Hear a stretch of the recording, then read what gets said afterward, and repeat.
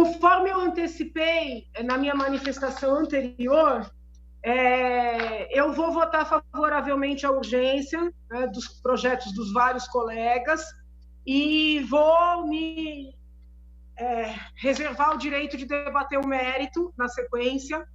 Eu já pude conversar com o deputado Dávila sobre esse projeto.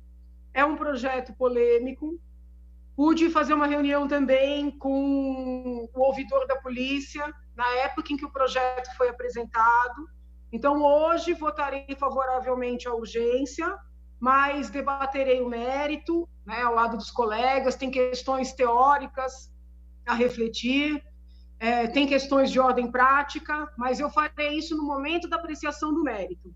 Eu gostaria de seguir, Excelência, neste meu tempo, fazendo aqueles apontamentos sobre o projeto da deputada Marina, porque é importante que a colega conheça os pontos, né, de divergência, e entendo que é importante que essa apresentação seja feita de forma pública, para que outros colegas também conheçam esses pontos, reflitam a respeito, e, sobretudo, para que a população, né, tenha conhecimento dos assuntos que são debatidos na casa.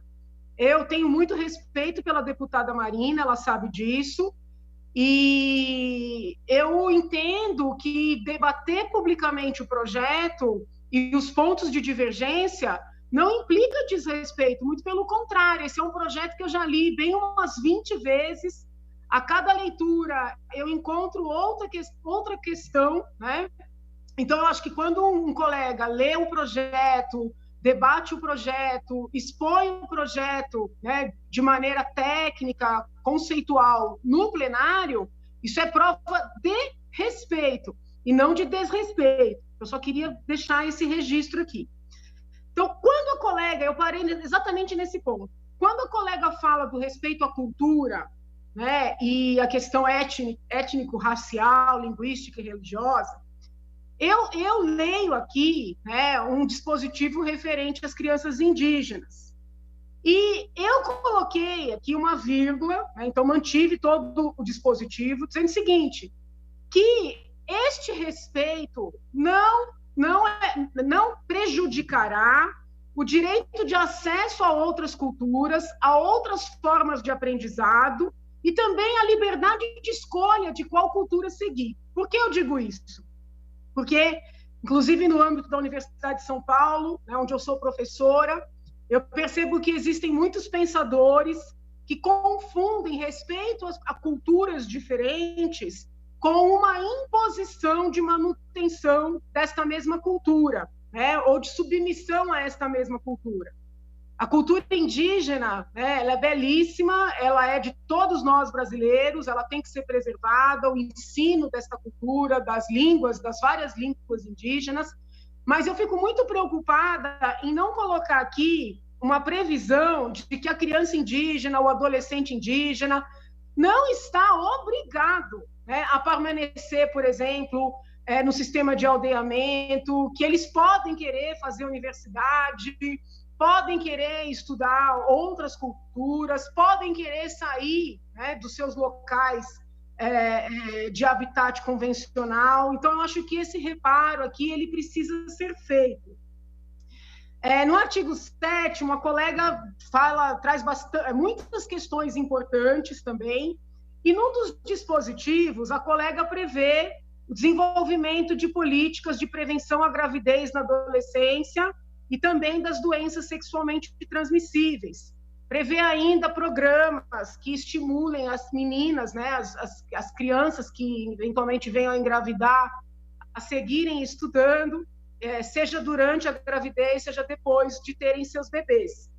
Nós estamos alterando aqui para prever que essas políticas também, né, focarão no desenvolvimento de ações que conscientizem crianças e adolescentes de que sexo é algo para adultos.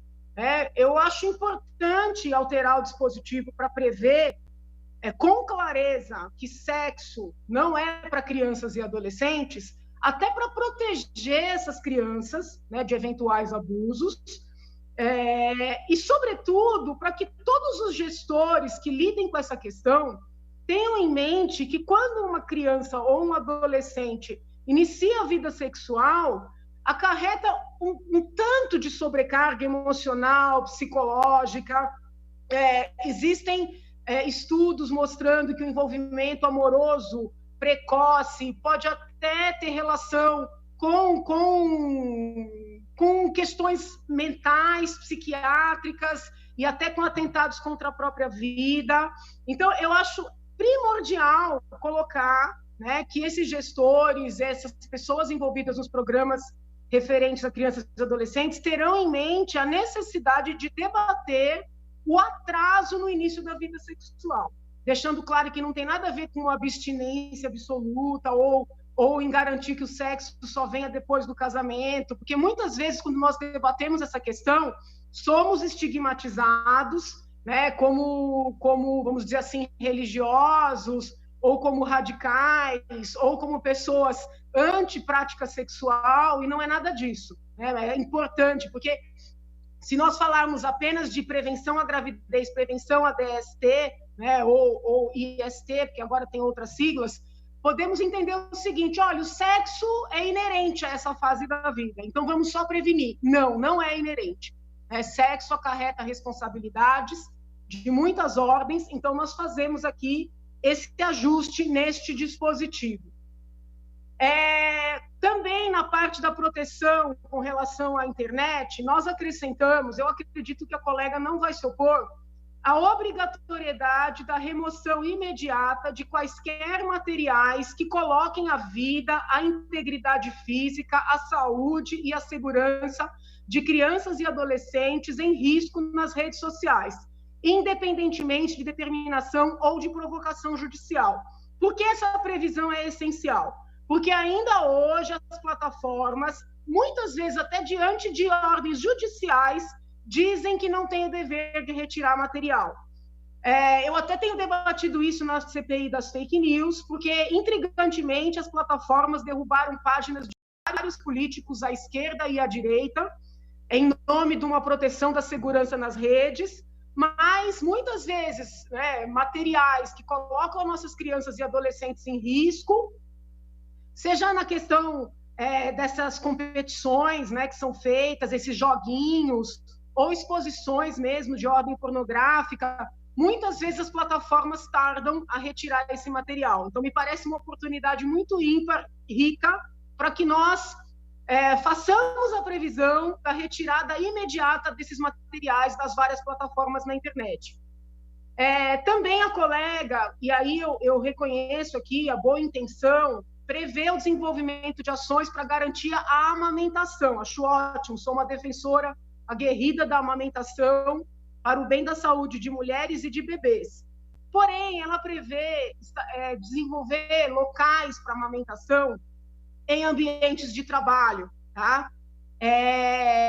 Primeiro, eu não acho que isso seja nossa competência, que tem a ver com direito também trabalhista. Mas, falando aqui como uma mulher que trabalha desde os 13 anos de idade e que sabe que muitas vezes aqueles direitos que são criados e são pensados para o bem acabam prejudicando.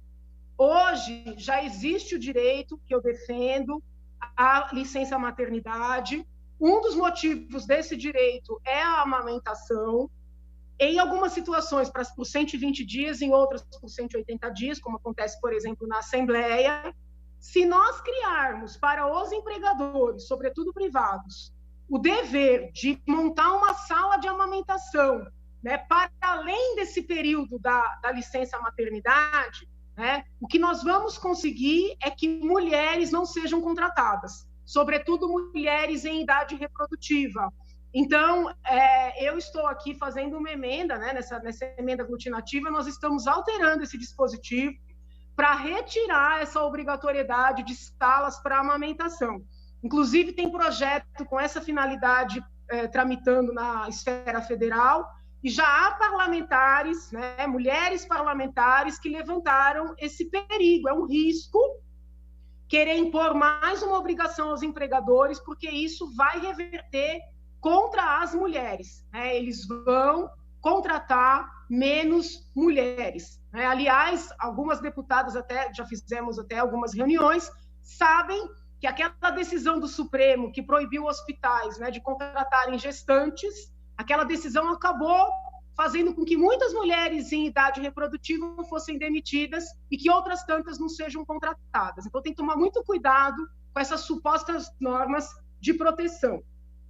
No artigo 8º, eu estou nessa proposta de emenda aglutinativa, nós estamos trazendo de volta aquele parágrafo que não foi aceito na emenda de plenário, que no caso eu apresentei, o deputado Douglas apresentou, junto com outros 18 ou 19 colegas, eu entre eles, que prevê que o homeschooling, o ensino domiciliar, não é uma forma de abandono educacional.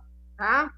No Congresso de Comissões, o deputado relator disse que seria inconstitucional fazer essa previsão. Não é, porque nós não estamos regulamentando o homeschooling, não estamos legislando sobre homeschooling, e até poderíamos ter uma sessão inteira debatendo se temos competência para isso ou não.